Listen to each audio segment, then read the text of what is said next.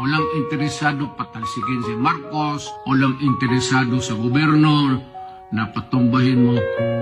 Ogo yan kay dumaan ako ng presidente pati gobyerno ko ito.